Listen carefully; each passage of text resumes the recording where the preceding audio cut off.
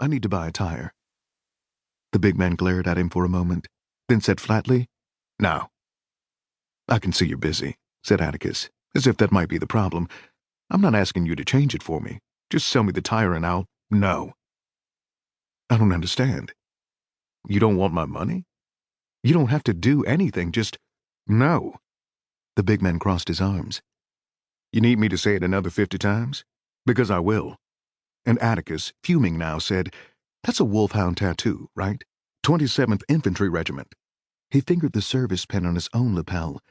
"I was with the 24th Infantry. We fought alongside the 27th across most of Korea." "I wasn't in Korea," the big man said. "I was at Guadalcanal and Luzon, and there weren't any niggers there."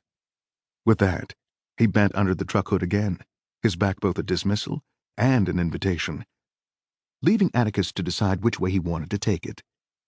The collective indignities of the past months in Florida made it a closer call than Atticus liked. The little man on the stool was still looking at him, and if he'd said anything, or even cracked a smile, Atticus would have gone in swinging. But the little man, perhaps sensing how quickly he could lose his teeth, even with the big man to protect him, did not smile or speak, and Atticus stalked off with his fists at his sides. Across the road was a general store, with a payphone on its front porch. Atticus looked in the guide and found a listing for a Negro-owned garage in Indianapolis, some 50 miles away. He placed the call and explained his predicament to the mechanic who answered. The mechanic was sympathetic and agreed to come help him, but warned that it would be a while. "That's okay," Atticus said. "I'll be here." He hung up and noticed the old woman inside the general store watching him nervously through the screen door.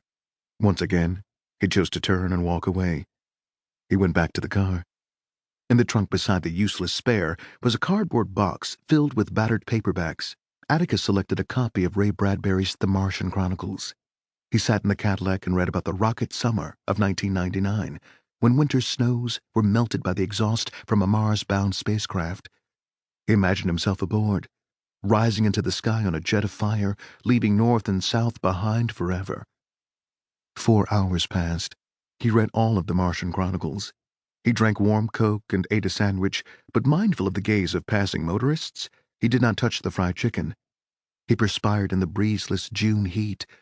When his bladder could no longer be ignored, he waited for a lull in the traffic and went behind a sycamore that grew by the roadside. It was after 7 o'clock when the tow truck arrived.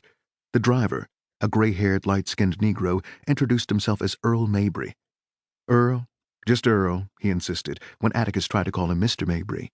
He lifted the replacement tire from the rear of the tow truck. "Let's get you back on your way." With the two of them working together, it took less than 10 minutes. The simplicity of it, and the thought of the afternoon just wasted for no good reason, started Atticus fuming again. He stepped away from the car to compose himself, pretending to study the sun, now hanging low on the horizon. "How far do you have to go?" Earl asked him. "Chicago." Earl raised an eyebrow. "Tonight? Well, that was the plan." "Tell you what," Earl said. "I'm done for the day. Why don't you come home with me? Let my wife fix you a real dinner. Maybe rest a while." "No, sir, I couldn't." "Sure you could. It's on your way. And I wouldn't want you to leave Indiana thinking it's all bad people." Earl lived in the colored district, around Indiana Avenue, northwest of the state capitol building. His house was a narrow, wooden 2-story, with a tiny patch of grass out front. When they arrived, the sun had set, and clouds were blowing in from the north, hastening the darkness. In the street, a stickball game was in progress, but now the mothers of the players were calling them inside. Earl and Atticus went inside, too. Earl's wife, Mavis, greeted Atticus warmly and showed him where he could wash up.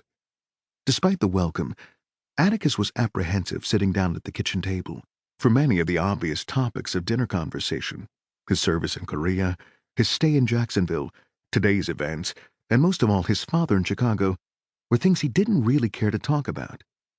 But after they'd said grace, Earl surprised him by asking what he thought of The Martian Chronicles. "I saw you had it in the car."